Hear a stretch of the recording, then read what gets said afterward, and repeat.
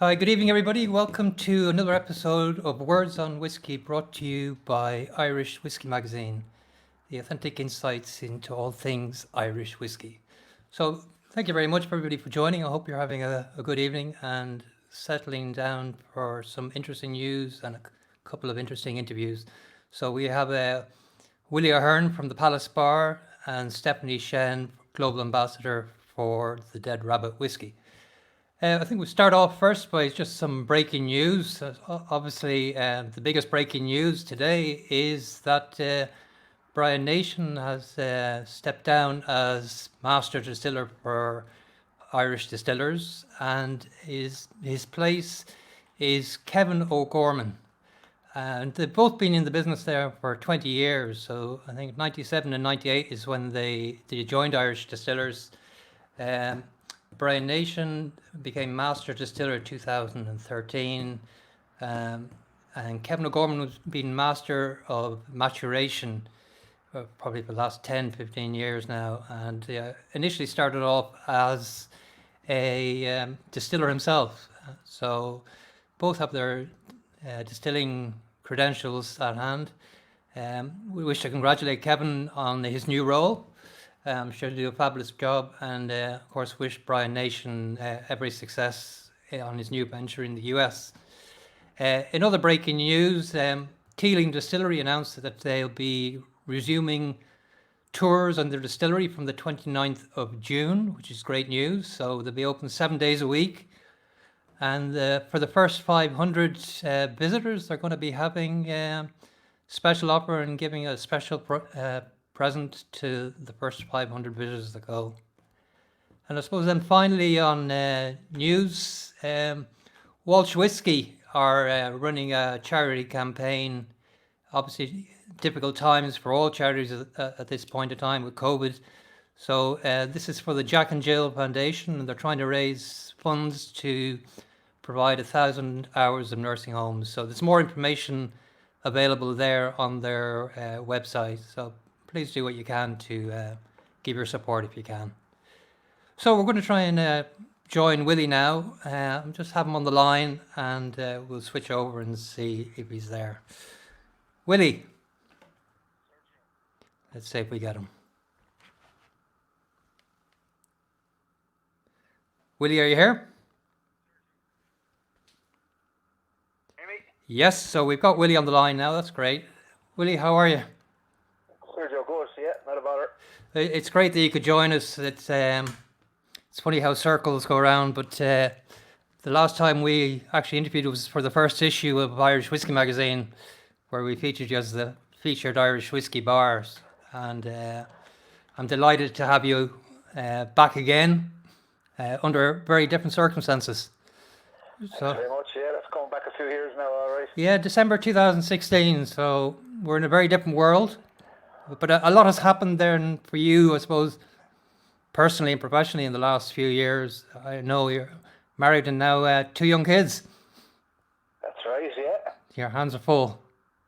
Sure are. Minding them all day today. Mammy's working from home 2 days a week, so Daddy daycare there. So has Daddy been daycaring for the last 3 months? He has, yeah. I'm like a referee during the day between the two of them. Yeah.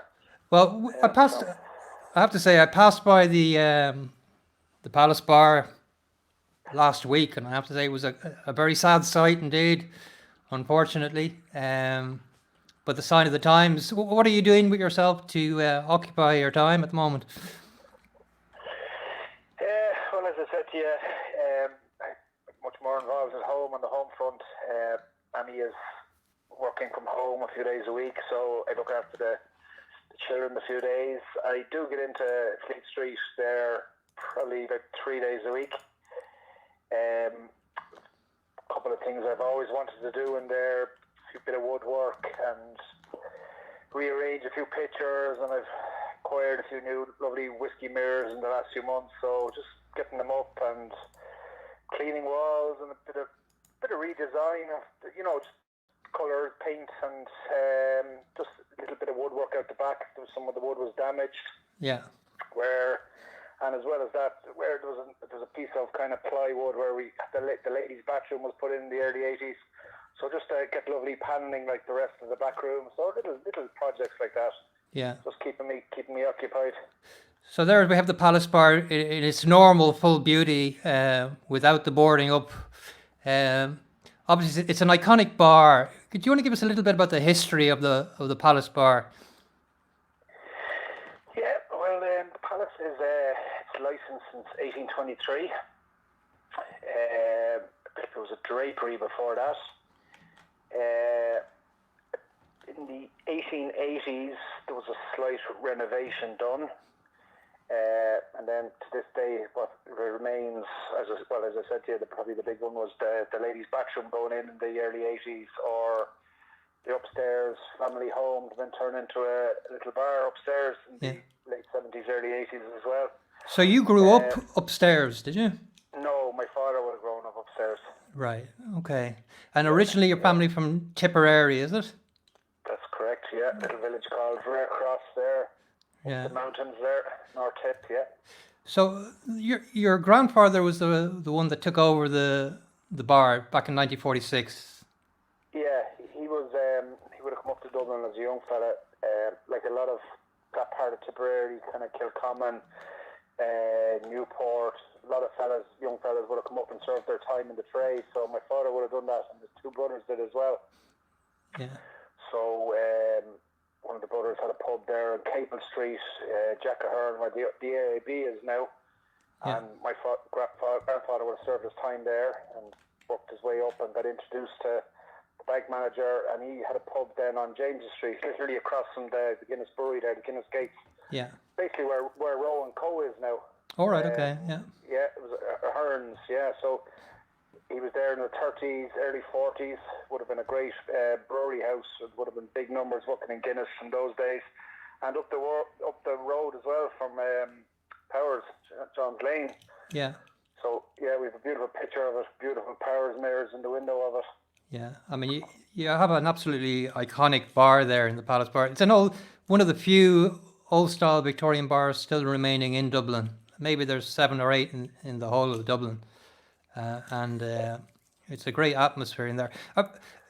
It's been a historically important place in terms of you've had great philosophers, writers, musicians, influencers, I suppose, of their time coming in. Do you want to tell us about a few of those? Yeah, well, probably the pinnacle of it, they say, it's been kind of documented, would have been kind of the late 30s into the 40s. Kind of, there was a man, the famous editor of the Irish Times, Bertie Smiley. Yeah. Basically used to hold court in the back room of the palace. Yeah. And he would have surrounded himself with all his men, his hacks, photographers. But in the mix there as well, you had Patrick Kavanagh, Flann O'Brien, Beaton would wander in. Right. You famous artists like Harry Kernoff. You had politicians in the mix. Yeah. Like it was a melting pot kind of all the great minds at the time. Yeah. It's been said to me before by a very influential man, the top barrister there. He was a former Attorney General many years ago. He said, the history of that back room, what took place there in the 30s and 40s would have shaped Irish journalism, Irish writing, Irish poetry, even Irish music.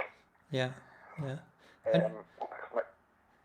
And you're right around the corner, I suppose, Fleet Street did have some presses there. There were newspaper producers there. Yeah, well, you had the Irish Times and then the Irish Press as well was only around the corner as well. Yeah, yeah. The Independent was up on Abbey Street there. Yeah. I mean, your bar is very highly respected in terms of its whiskey offerings. What was the motivation to go into whiskey, if you like?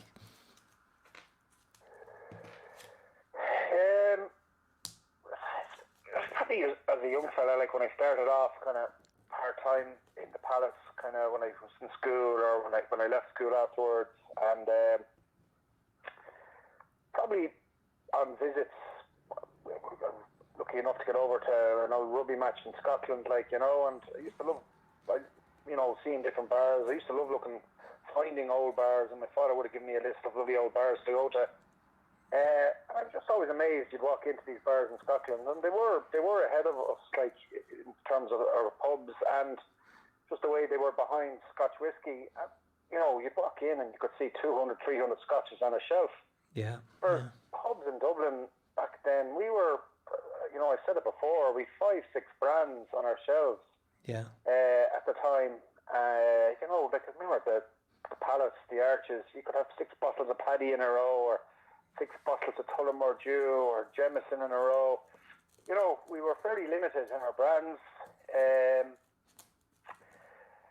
So probably we had a good few Scotches on our shelves. We were probably carrying more Scotch at the time, Yes. So it was kind of a thing to me.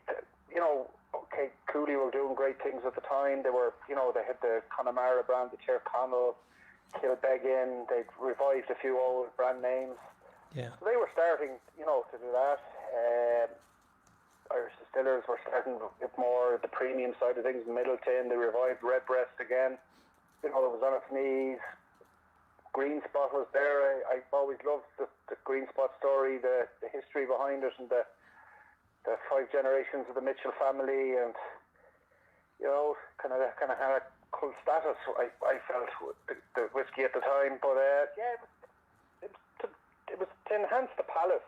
Yes. First Yeah. and foremost. Yeah. Secondly, I'm probably very nationalistic about it. I was like, our whiskey is as good, or if it's not better than Scotch whiskey. We should get behind bars in Dublin, or myself personally said we should get behind Irish whiskey more so than promoting Scotch. Went to many a bar in Edinburgh and around. You'd be lucky maybe in a few of them to get a Jameson or a Bushmills, Yeah. Yeah. So, I mean, it just led from there, and the history side of things as well. The lady who started off the Irish whiskey trail there many years ago, Heidi Donnelly, yeah. Donlan. Yeah, we would have signed up there, one of the first with her at the time. Yeah. And she brought us on a trip down the country. She brought us down to Kilbeggan and to Tullamore, there, the kind of the museum part. Yes. And I remember having a great talk from John Cashman. Yeah. And it really opened my eyes. Just the whole history of Irish whiskey. You come back to the 1800s, we had 100 plus distilleries, and we were the toast of Europe. We were the drink of the aristocrats. Yeah. How big it was in America, and then through certain events in history, Prohibition, or the getting our independence, the trade war with England losing the Commonwealth, or maybe our distillers not moving with the times. I was just blown away by the whole history of it, Yeah. I mean, it's such an important element of our identity. Yeah. Like it's coming full circle now, It is great to see it over the last. Yeah, I mean, what's your view of where things are? Well, life at the moment is no one would have expected this last February now, or early March, for seeing this. It's I don't know. We're in strange times. Yeah, I mean, who's to predict what's happening down the road now? Yeah, I mean, I think if you can see the picture there at all of the Palace Bar boarded up, it's a nice picture on the front, but it is a sad picture. We're all dying to get in, and I'm sure everybody will be banging on the door as soon as you're open again. Any news on when that might happen? Well, the food houses, pubs have got them nod now to open along with restaurants and cafes, 29th of June. Okay. And then they're saying more kind of traditional pubs, kind of more drink pubs, the 20th of July. Right, okay. So I think like government are still to issue a few guidelines, the government and HSE, exactly what they're looking for, and that probably need, there just hasn't been full engagement on it, and they're really leaving things to the wire, just in terms of, I know everyone's fed up hearing it, the 2 meter, 1 meter, and stuff like this, and where we are with screens, and what kind of, restrictions or situations we have to put into place. Like we have to work Sure. with government and the health authorities, but And will it be viable even with the restrictions that will be imposed? Is it viable for bars to open? 2 meters not. 2 meters now. 1 meter gives some places a fighting chance. Yeah. So is there a possibility of you extending your restaurant offering with toasted sandwiches with potato crisp? Yeah, we're expanding the menu, all right. We do a great toasted ham and cheese. I think we're going to do a toasted cheese and ham now as well. Oh, So okay. really up the offering, Right. Maybe bring in some... relish on it, and yeah. Absolutely. In terms of what the government and perhaps LVA and the Vintners Federation, have you had much assistance from them or any guidelines as to how to move things? Yeah, well, the LVA are doing Trojan work now at the moment. Like, it has been just non-stop. Yeah. Like, we're kind of in a situation where we're in a caretaker government there at the moment, so there was a bit of non-engagement there for a while. Yeah. So we're meant to be getting guidelines this week. It's imminent now at the moment, Yeah. So, like, every day things are changing. Yeah. So please God, you'd like to say in 3 weeks' time, like, the numbers will keep decreasing. Yeah. And there's just more light at the end of the tunnel for all businesses and for public houses, Yeah. and for the traditional pubs around the country, like, as well. It has been a scary time now. It's been a worrying time, Certainly for many has. houses. There's many different types of model of houses, whether it's the late night house or whether it's a tourism house or a music house, or a small scale pub. We all have challenges now, like, going forward. Yeah, I mean, I'm sure a lot of places will have to reinvent themselves to some degree. But I mean, one of the reasons I wanted to get you on, really, Willie, is you are at the very front line of how you're affected, I suppose. You're directly impacted, but more than anybody. In terms of the future, beyond the immediate opening, what do you see happening?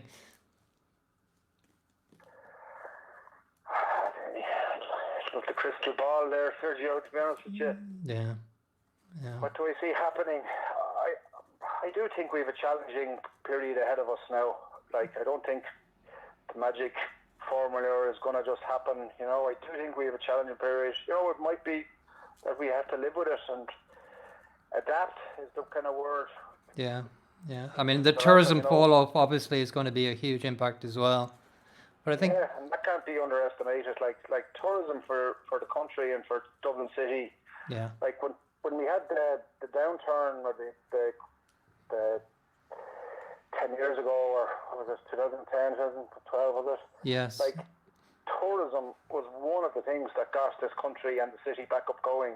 It kept pubs, restaurants, hotels, taxis, tour guides, the spin-off from that. Yeah. Like, I always say to my father, God bless the visitors to the city. They just cannot be underestimated. Yeah.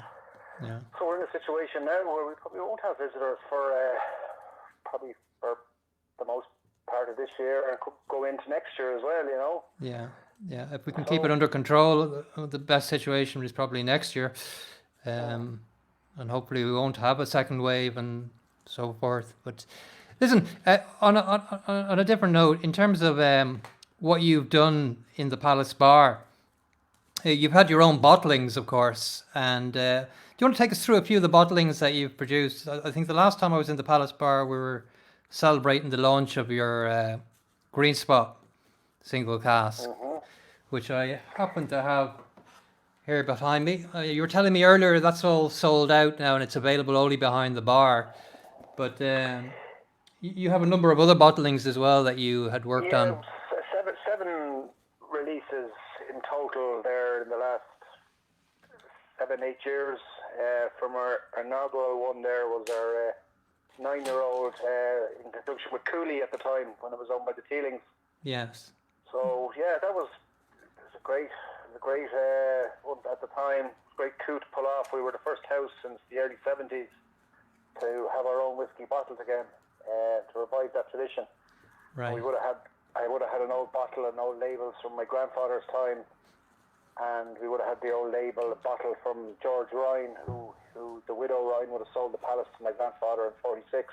Right. So yeah, I loved the idea of reviving a tradition. The night, my line was, "You can't beat tradition," like, you know. So yeah, released that 9-year-old there about 7-8 years ago, and then we followed up with 3 releases in conjunction with Teelings. Right. A 14-year-old single malt married with a 21-year-old.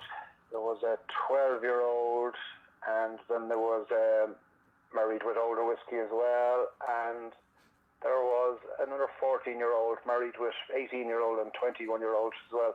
Yeah, and they're like hen's teeth now, those particular ones. I mean, yeah, to be honest with you, I'd love to. We didn't keep enough of them. Big mistake on our part.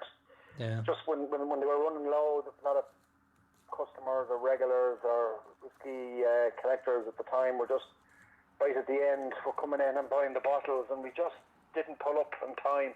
Yeah. We've half a dozen of each put in a cabinet, but I would have loved to have kept more now, to be honest with you, in hindsight. Yeah, I actually wish I had bought some when I had the opportunity, but I got one of the green spots, which is nice. So, but you did a dingle. We did a dingle there as well, yeah.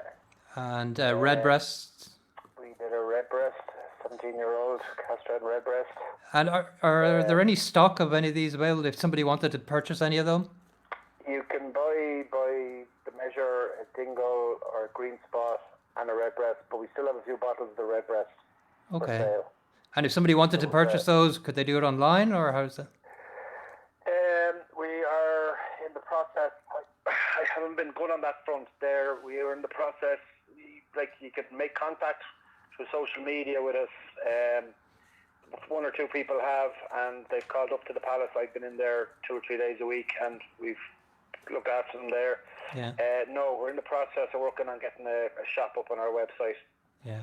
So that's one thing we have to look at. Visitors, international visitors, mightn't be able to come to us at the moment, so we might have to go to them.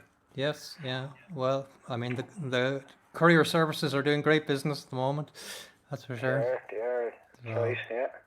Well, look, I'm getting a lot of feedback here. People really wishing you well and hoping that you open up very soon. It's a credit what you've done for Irish whiskey in terms of the offerings you've given. But one of the things I wanted to ask you, and I suppose there are many bars out there that have large offerings of whiskey now, and it's certainly become very trendy now to have a large whiskey offering. But it doesn't necessarily mean it's a great whiskey bar, and certainly yours is iconic. What is it that makes a bar a great bar? What's the silver bullet? A great bar? Yeah.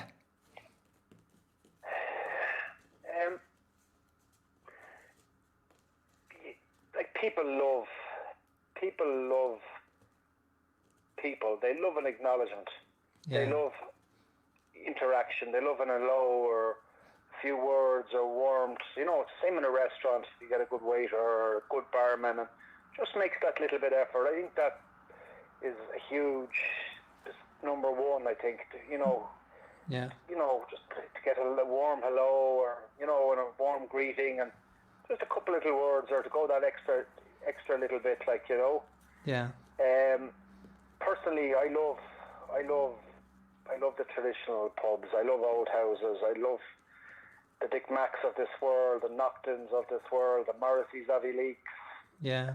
the Yankees and the Hill of Screen, Birmingham's in Navan, Curran's in Dingle, the High B in Cork, and then, as a fella said to me there a while ago, the 12 Apostles in Dublin. Yeah.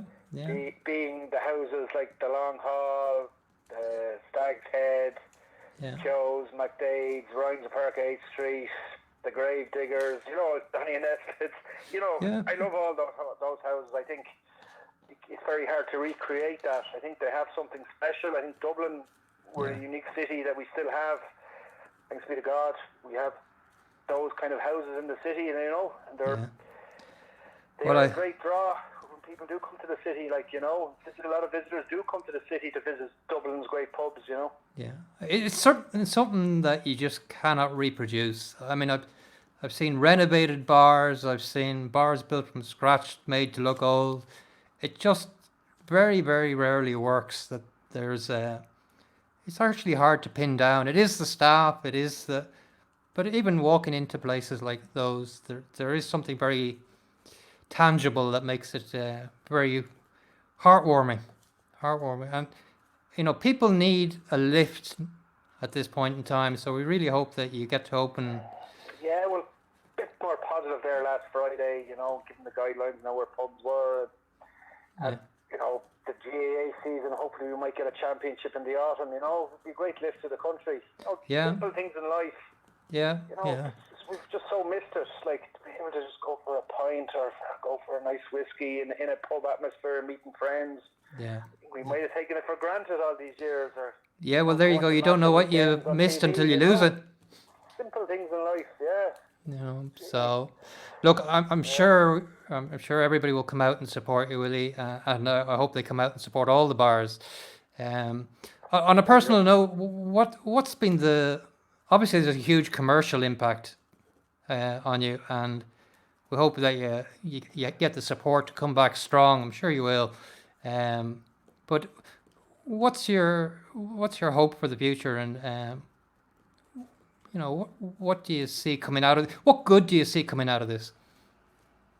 What good do I see coming out of this? Yeah. For society in general. Yeah. Yeah.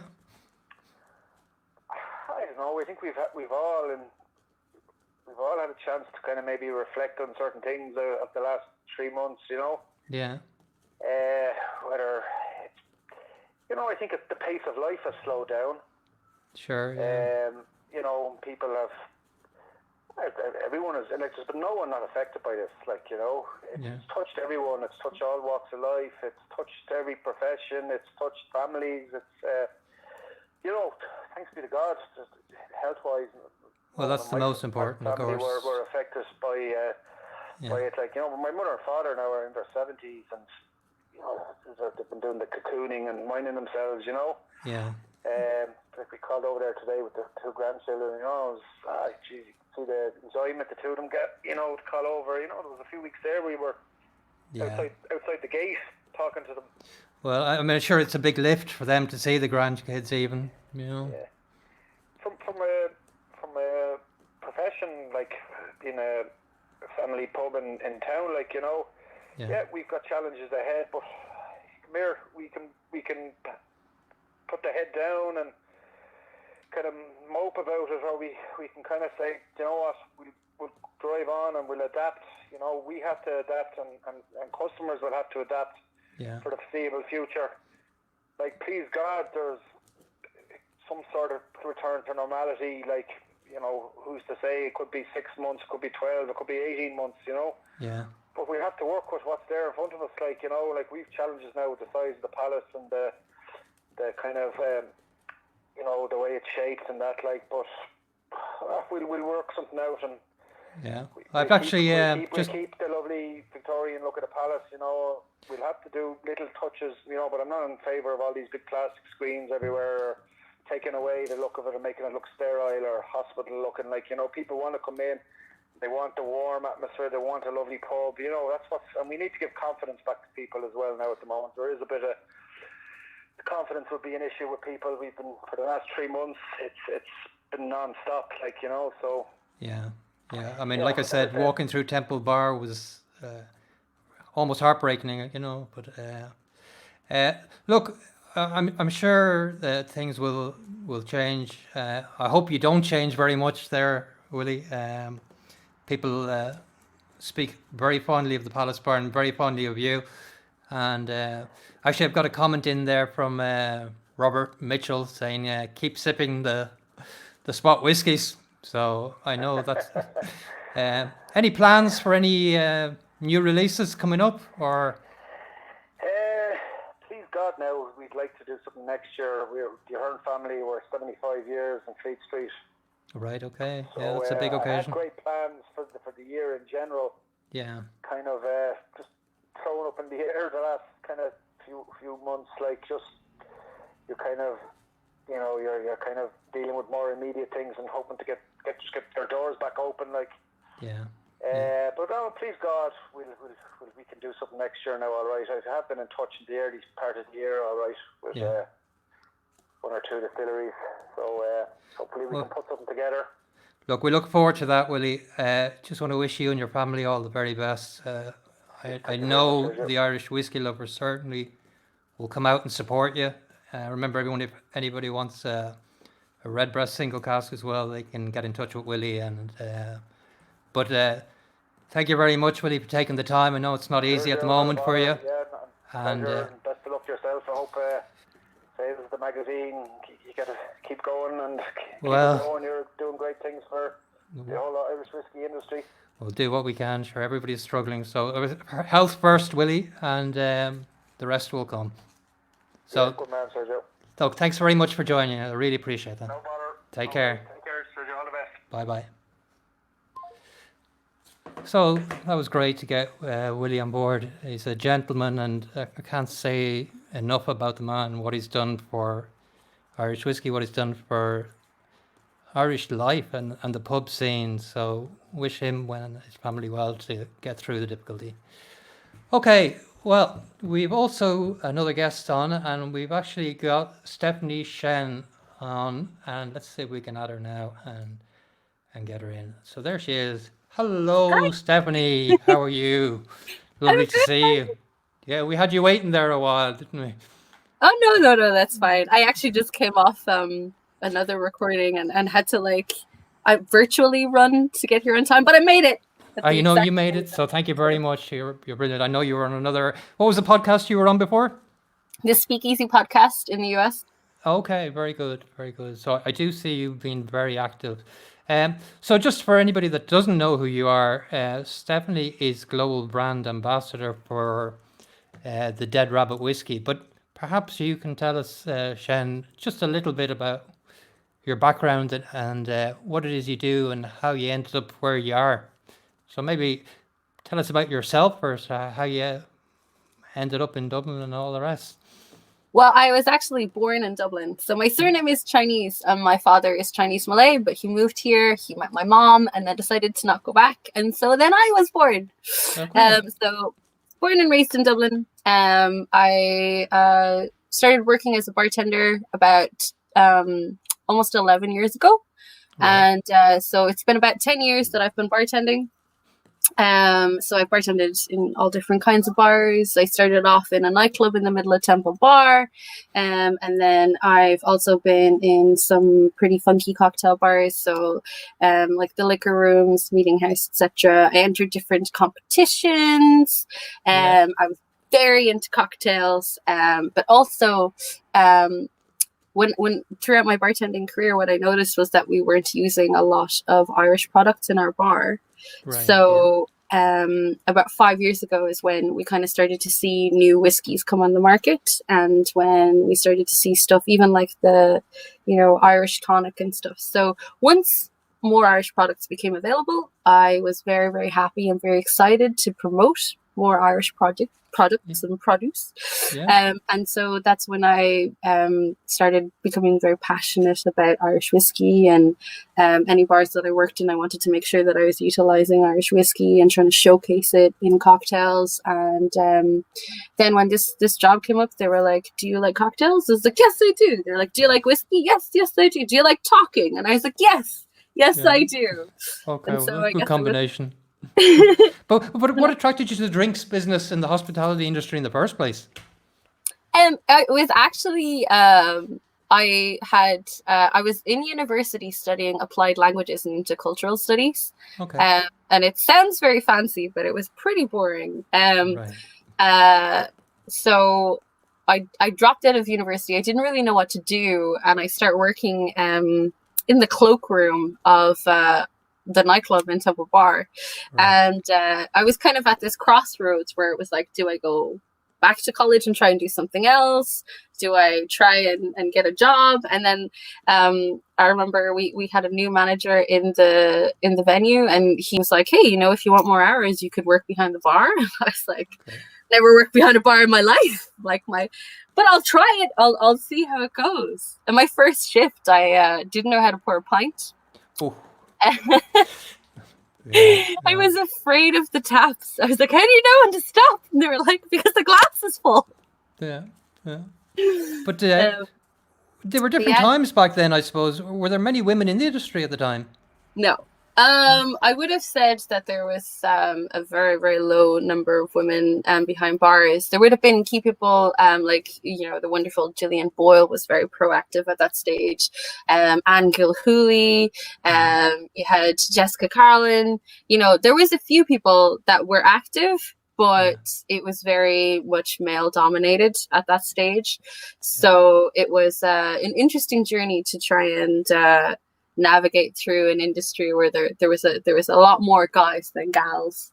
But it's really nice to see, over the course of bartending for 10 years that the scales have definitely swung a lot.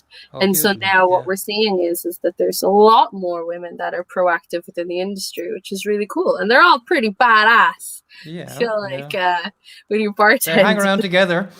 yeah. I mean, that's one thing about the cocktail scene that's really great to see is such a camaraderie between all the bartenders. Yeah, I would say that the Dublin bartending scene, or even I guess now it's becoming much more countrywide. So even like the Irish bartending scene, I think is it's family essentially. We're quite lucky to be this island with a very low population density, so it's very easy for us to form these very strong bonds. There's obviously been a huge growth in the cocktail bar scene over the last 10 years. Where do we measure worldwide in our cocktail offerings? I would say personally, I'm a very big fan of Ireland, so I'm always very, very excited about it. And, I know that, everyone looks to London, Paris, New York. And I think that one of the biggest differences between Dublin and the likes of the kind of cocktail capitals globally would be just that they're so vast that they have this wealth of diversity. So you can have all of these different styles of bars, whereas Dublin, we're a little bit restricted by size. So I think that we're doing really, really well. Our cocktail industry has grown so much. We have bartenders who are hugely passionate. I think that we nail hospitality like more than anywhere else I've ever been. But for the cocktail side, I think it's just that we're not as recognized because maybe we don't have as much diversity within the bars, and also we're not as vocal. So we don't have as many Irish people in the big competitions. So if you're looking at Bacardi Legacy and World Class, Ireland was only kind of a part of those things in more recent times, whereas like 10 years ago we weren't necessarily a massive part of that, whereas now within the last 5 years we've kind of started to have our own voice within the world of cocktails. So I do think that the cocktail industry in Dublin is amazing, and not just Dublin. Sorry, I don't mean to offend anyone outside of Dublin. In Ireland, the cocktail industry is really, really good.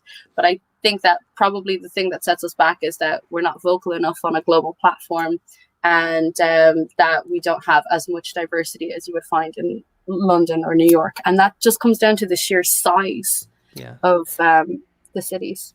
So when the guys from the Dead Rabbit came on the scene, obviously things have changed an awful lot. They've done a huge amount for Irish whiskey. Certainly stateside. I think worldwide they've done a huge amount for Irish whiskey. It must have been a dream come true to land the job there, global brand ambassador, and be touring the world. I mean, we're lucky to have you with us, actually. You nearly got stranded in New York, I heard. Oh my goodness. Yeah, so This is my dream job. I'm very excited to be here. As I said, like they're like cocktails, whiskey. I mean, it's perfect for me. Yeah, it's very, very, very exciting to be a part of all of this, and also to be a part of the Irish whiskey movement as a whole. Because not only is the brand that I work with a really strong brand, and the guys, obviously, like it was Jack and Sean who were working with Daryl, and they created this beautiful liquid. So it's a liquid that I'm very happy to stand behind and say, this is a delicious liquid. But the fact that, they want to play within the world of cocktails and the world of whiskey means that it's super exciting for me. But I'm still very new. So I actually only got this job in December, and I was in America right like 2 days before the lockdown for Ireland. Yeah. So I just snuck in.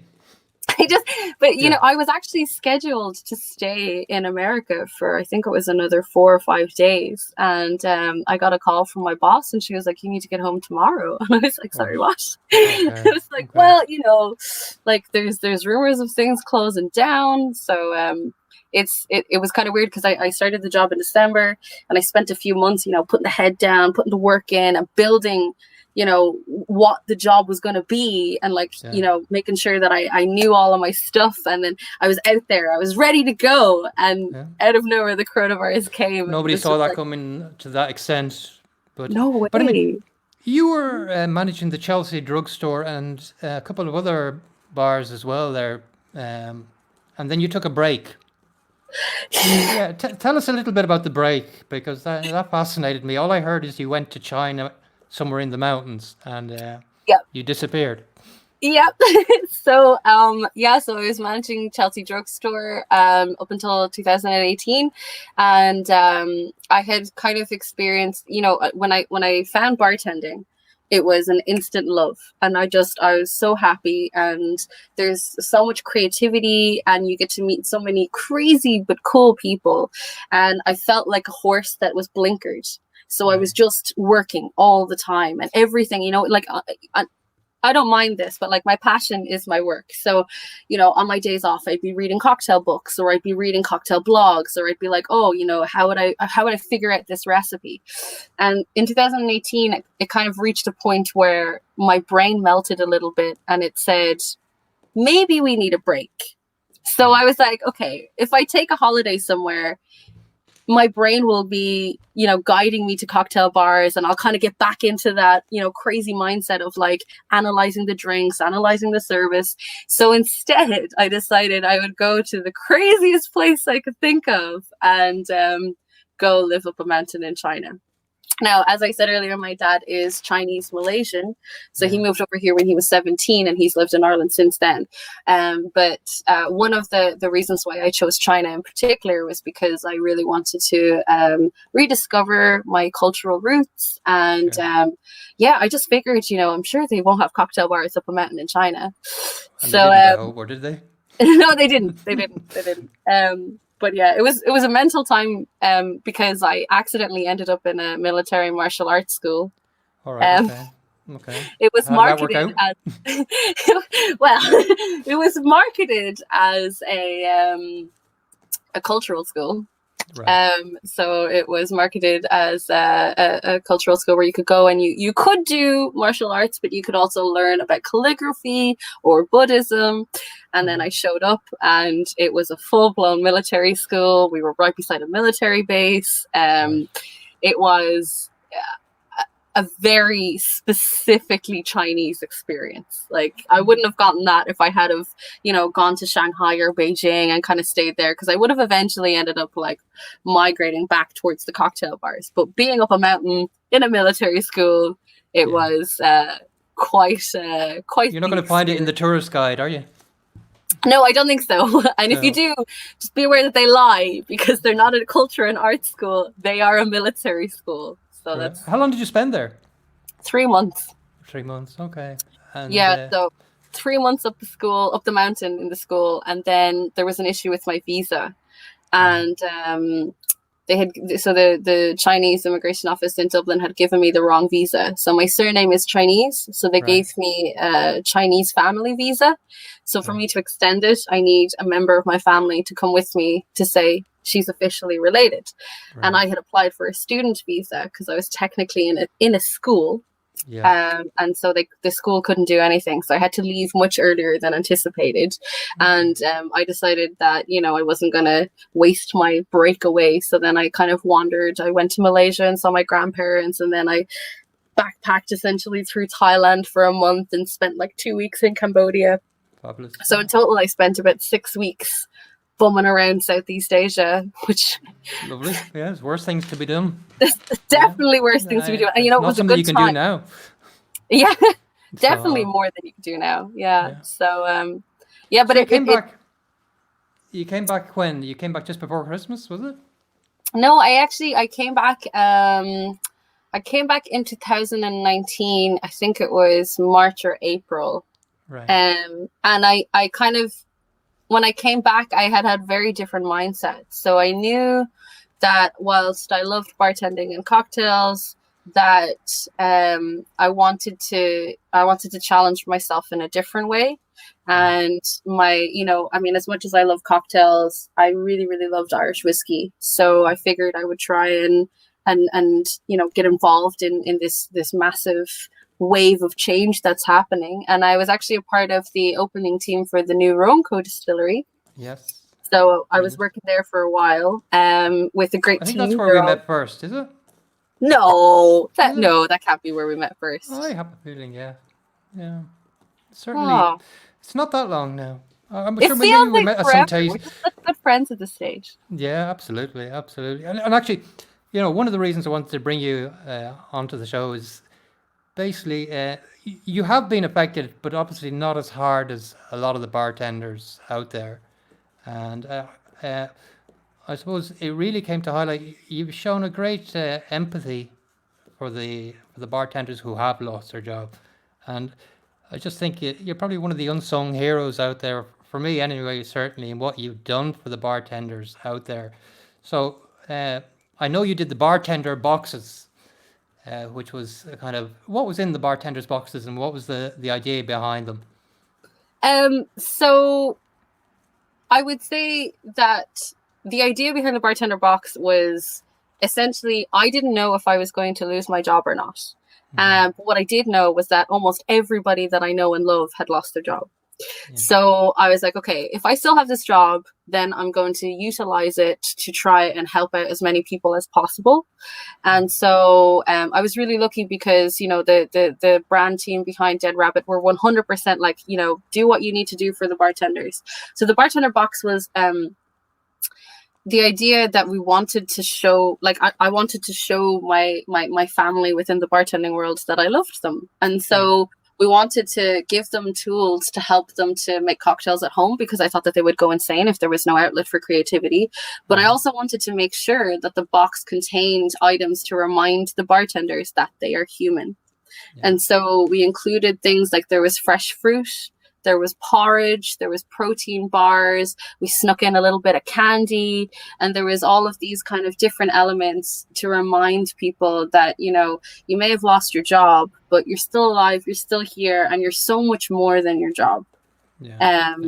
That was kind of the main idea. Like, I didn't want to just hand them out a load of whiskey, which would have been very easy to do, but I wanted to make sure that the message that we were sending wasn't, oh, hey, you should drink this whiskey in the middle of all of this. It was more so the whiskey was a vehicle for us to be able to give a heartfelt message of solidarity, and also a reminder that you're human at the end of the day. Yeah, I mean, this is part of the thing I love about the bartender scenes, especially amongst cocktail scene, the unity and the family that is there. It's really wonderful to see. But there was another thing as well. I mean, the thing that really struck out me more than anything was when the government announced their payment scheme. And I noticed you put up a post sharing the link to how to fill in the form, But you went further and you actually offered to print it out for them and go and deliver it by yourself personally to them. And that's... it's exceptional, especially at the beginning. You know, nobody really knew the risk how, everybody was pretty scared at the beginning. And congratulations for doing something very, very human, Thank you. well beyond the course of anybody's duty. And that's, if there's the one thing that really struck me, it was that. And I wanted you to get the recognition I think that you deserve amongst your peers, but amongst others, because you're not only a wonderful cocktail maker, but an amazing human being. I think that's way more important than anything else. But without getting too soppy about it, you've done a number of other things. You've been involved in bants and rants, or what is it? Bants and rants. Bants and rants. Yeah. So Yeah. that's a social media movement, isn't it? So it's what I wanted to do was create a space for bartenders. So because I've worked as a bartender for so long, so I think that the reason that we have this familial unit is because we've all essentially worked together at some point or another, and working within the cocktail bartending industry, it's very rewarding, but it's also very tough. The hours are long, you're working you miss all the birthdays, you miss all the parties, and so whenever you're working in a bar, it does become your family. And what I know is that I'm a very talkative person, and as you may have noticed, but I wanted to make sure that people, that the people that I know and love and that my friends had a space that wasn't, because there were so many people who have done so much for our industry. When you look at what Teelings are doing with the WSETs, when you look at even what Rob Caldwell is doing with the Phoenix Forum, you're looking at Anne Gilhooly, and she's creating this idea of trying to get as much knowledge as possible. And these are all wonderful, but I found that all of the spaces were not open spaces. Mm-hmm. So it was very much the people are educating you. And there was a certain time period where that was what people wanted, because they wanted to stay busy and they wanted to keep their mind active. And it was like, when we go back, we're going to be back better and harder and stronger. Yeah. But after a couple of weeks, when the reality of the situation kind of hit home, I think I felt it definitely. I got a very an emotional slump. Mm-hmm. And I really missed seeing my friends. I really missed talking to my friends and anybody that I spoke to, because I tried to maintain contact with a couple of people within the industry, and everybody kind of felt the same. They just felt really disconnected. So I created this space that I call Bants and Rants. And it's pretty small. It is open to anybody. So if anybody watching wants to join in, by all means, just you can message me. So we utilize Zoom and Zoom and WhatsApp. Okay. And so the idea is that every Monday morning, someone in the group will have a talk about something, but it's on Zoom, so everyone can join in. So it's like you bring your cup of tea on Monday morning, and then the first weeks we were learning sign language. We had a bartender from London who was teaching us how to tie nautical knots. I did origami this week, and it's just something that's not bartender related. So it's not like you have to learn this thing. It's just here's a cool thing that we could learn that's very easy, but it's more so a space for everybody to come together, have your morning coffee or your morning tea on a Monday morning, and then we can kind of have a little bit of a chat, and it'll kind of set you up for the week. And then on Fridays, what we do is we meet up again on a Friday, and then if we can talk about did you get on well with the knots, or how was your sign language, or and then Friday evening is kind of like the de-stressing time, so you can talk about how your week has been, what's going on. I just wanted to have a space that has a little bit of structure, so Monday morning and Friday evening, but that was open, that was for bartenders. Yeah, brilliant. Yeah. I mean, it just reminds people that they're human, not bartenders first. You're also involved in that Cocktails Together, and you're involved in the Phoenix Forum.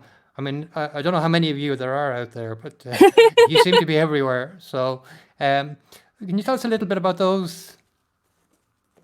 So the Cocktails Together was actually, it was set up by one of the guys. I'm pretty sure he works in house. His name is Ken. He is amazing. So he set that up, and the idea was that he wanted to create a challenge for bartenders, but he didn't necessarily want it to be over diluted by a brand. Yes. So he wanted it to be almost by bartenders for bartenders. And I was very much in the sidelines for that. I was a cheerleader in the background. It was actually Lisa Doyle and Robert Caldwell, and I know that Alan Kavanagh was involved. So it was, you know, all of the brands kind of banded together and to say, you know, like, we support you guys, and, you know, we just want to show you that we care. But it wasn't a brand heavy, you know, you should drink this product because da da da da da. It was very much as a bartender, we want you to showcase your creativity, we want to showcase your personality. We want to give you the platform to be a bartender without having to necessarily, you know, learn the 55 ingredients that are in this one single gin that make it unique, and therefore talk about those 55 items. It was a more open platform for bartenders to just be bartenders. So that was really nice. Unfortunately, it only ran for 6 weeks. That was the plan the whole time. But it was really lovely while it lasted, and it was really nice to see the kind of energy that came through the industry, because there was a focus and there was like something for them to do, and it wasn't all about the brands. It was all about the bartenders. And I was just going to mention the Phoenix Forum. If you guys haven't please checked do. it out. No. So I mean, I spoke to Robert Caldwell briefly, and I'd love to get him on the show. But if you could tell us a little bit about the Phoenix Forum, it would be fantastic. It's wonderful. So it's a wonderful place if you want to learn anything else about the world of alcohol in general, or hospitality. And so essentially it is a closed Facebook group, but you can, you know, it's only closed so that it's not cluttering people's feeds with random videos, but you can go in and it's on Facebook, and they're very welcome, very friendly. And the idea is that Robert Caldwell is the global brand ambassador for Teelings, and he will invite different guests. So if you want to learn more about, you know, different kinds of wines, if you want to learn more about like different styles of whiskey. I mean, obviously whiskey is crazy, but there's so many different interviews with people that he brings on, and they all kind of give insight into lots of different aspects within the world of alcohol. So it's a really, really, really wonderful, very relaxed forum for learning more about the world of alcohol, essentially. So it's not limited to it. I mean, I've listened to a couple of his shows and they've been fantastic, and he's a brilliant host, and I think what he's set up there has been brilliant. So personally, how have you been affected? Obviously you seem to be very good at keeping yourself busy. Well, what's the impact been on you? Obviously it takes its toll. I mean, it's a strange one, because I was mentally prepared for this role, which would have been a life almost on the road, because you're constantly going from market to market, event to event. And I think the reason that I really fell in love with bartending is because that kind of, you're always on, you have to kind of stay busy. So as I said, you know, at the beginning, I didn't know if I was going to keep my job or not, and I managed to I'm still thankfully gainfully employed, and I feel very, very privileged, and I'm very thankful. So I'm just trying to keep busy. That's what I'm trying to do. But I mean, you're it's doing a good job of it. Thank you. You're doing, so you had a really extensive set of countries you were going to be visiting. Your itinerary was something else. So I think you mentioned China, Russia, God knows what else. Yeah, so I was in Russia, and I was in America and London. So as I said, I was in New York and almost got stuck in New York. But so I was supposed to be going to Japan, China, Hong Kong, Australia.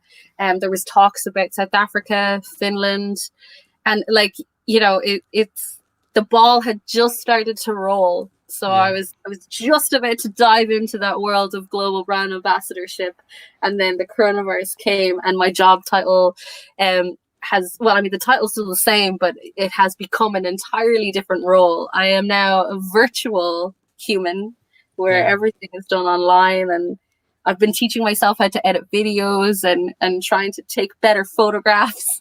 Certainly we saw a few of your photographs that you sent us earlier. So just for anybody that was interested, we've got Steph in the next issue of Irish Whiskey Magazine, and I think That'll be very insightful, I think, for anybody interested in the cocktail scene and in whiskey, actually. So, with the transition from the cocktail scene to working in Irish whiskey, obviously, the Dead Rabbit whiskey is a very versatile whiskey. Would you say it's designed for cocktails, or it just lends itself very well to? So it is the brainchild of the guys who own the Dead Rabbit Bar. So you've got Jack McGarry, Sean Muldoon, and then on this side you have Darren McNally. And I think that it's a multifaceted whiskey, and it was definitely designed to fit both worlds. So you've got Darren McNally. He's a powerhouse within the world of Irish whiskey. He has over 20 years experience. He's Daryl, he's incredible, phenomenal palate, and just this wealth of experience and knowledge about Irish whiskey. And then you have Jack McGarry and Sean Muldoon, and these guys have essentially, I mean, you said it at the beginning. You said that these guys are they are key to the growth of Irish whiskey as a whole in the US and also globally. Like I know so many bartenders in China who really only know about Irish whiskey because of the Dead Rabbit Bar. So you've got these guys who are essentially pioneers within the world of cocktails who have a passion for Irish whiskey, and they're Irish. Yeah. And then you have Darren McNally. And the whiskey was designed to celebrate the 5th birthday for the Dead Rabbit Bar.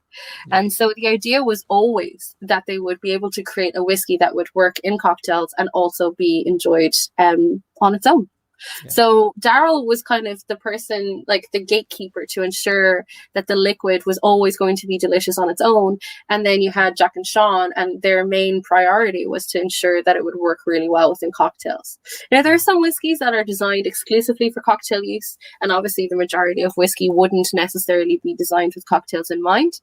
Yeah. But it was very important to Jack and Sean that they made sure that the liquid worked. Yeah. And so, even so far as the I'll give you just a little snapshot of what the whiskey is in case anybody doesn't know or you haven't tried it yet. So it's a blended Irish whiskey. It's a blend of malt and grain. It's double distilled. It's aged 5 years within an ex-bourbon cask. And then after the 5 years in the ex-bourbon, we take it out and we put it into half-size virgin American oak barrels. And these are charred with a medium char. And the idea was to try to create an Irish whiskey with an American accent. And so with the virgin American oak, what you get is this whiskey that has a lot more punch and a lot more spice than a more classic ex-bourbon aged whiskey. So we've still got those vanilla and caramel notes, but you've got this kind of depth and more spice and punch. So you've got a lot of fresh wood and oak. You've got black pepper, coffee, burnt orange. It's really, like, I would consider it to be almost as I said, an Irish whiskey with an American accent. So you can utilize it in lieu of bourbon in classic bourbon cocktails. And then, it works fantastically well in cocktails that require Irish whiskey. But, even down to the ABV is 44%. And the reason that it is 44% is because when Daryl was taking out these samples, he took them out at various strengths, and then he would send them across to the US, to the Dead Rabbit Bar. You've got Jack, you've got Sean, you've got Gillian Vose, who's the beverage director, and you've got some of the guys on the team. And what they did was they took that whiskey and they made classic cocktails with them. Mm-hmm. So they decided together with Daryl on the ABV for the whiskey because that was what they thought would work the best for the world of cocktails. And will there be another release, do you think, from the Dead Rabbit? Is there a possibility that there's something on the horizon? There might be secret conversations that are happening that if my boss finds out that I told you guys, she might be a little bit frowny face at me. What I would say is that obviously everything in the world of whiskey, it takes time. And so there's definitely a lot of things that we are playing with right now. But, with the coronavirus and everything that's happened, a lot of things have been put on hold. So I'd say the reality for a new member of the Dead Rabbit Whiskey family, it wouldn't be too close in the future. Unfortunately, it's been pushed out a little bit more, but there will definitely be future siblings. Yeah, very interesting. I look forward to those. What's your plans then for the next, is there any side of things clearing up and you moving on and being able to get out? I don't know. I guess we just have to kind of wait and see. I think everybody's kind of in the we have to kind of wait and see boat. So I have diversified my role a lot. So my parents' company would be Quintessential Brands. So they would have the likes of Bloom, O'Pier Gin, Dubliner, Liberties, etc., etc. So I'm doing a lot of work within the company to help out with content and, you know, making cocktails and helping the other brands in our family out. So at the moment, I'm a pretty busy bumblebee. And I guess, you know, there's room for me to kind of keep my head down and work away until hopefully the travel restrictions are a little bit better and it's a lot safer to travel. And you'll be covering the whole world again? Yay! Well, it's amazing the places that you get to. I mean, I saw the list and quite incredible. Look, I really just want to thank you for coming on. I know it won't be long before I see you again because we have a link tomorrow in which you roped me into. So what was it? Ask Me Anything. It's an Ask Me Anything. So anyone who's watching now, if you're a fan of Serge, tomorrow night is your opportunity to ask him any question you've ever wanted to ask him. So live on our Dead Rabbit Irish Whiskey Instagram page, the roles will be reversed and I will be asking the human questions. Yeah, well, hopefully I'll get some of them prepped beforehand, but I didn't give you much prepping in fairness. Look, thank you so much for coming. I'm a massive fan of you as a bartender, as a cocktail maker, as Dead Rabbit are incredibly lucky to have you as a brand ambassador. Thank you so much. But the bartender community is even more lucky to have you. And that's the most important. So thank you very much, Stephanie, for joining us. And we'll see you tomorrow where the roles are reversed. And I hope you'll be kind to me tomorrow. But look, thank you very much. I wish you the best. And say hello to Sean and Jack, everybody at the Dead Rabbit, and of course, everybody in the DLD. And, of course. Thank you so much for having me. No, it's been our pleasure. Thank you very much. Take care. Thanks. Bye. Bye. Okay, that's it, guys. I hope you enjoyed the show. Some interesting and very different experiences of COVID-19 and work experiences as well. I suppose Willie won't mind me saying slightly older generation, although not much, and Stephanie putting up the front with the younger generation, and really an incredible woman in terms of what she's achieved and what she's done so far. So again, thank you very much for joining us. It'll be here next week. We hope to be announcing the confirmation of our guests by the weekend. And thank you. Good night. Stay safe, and we'll see you all soon.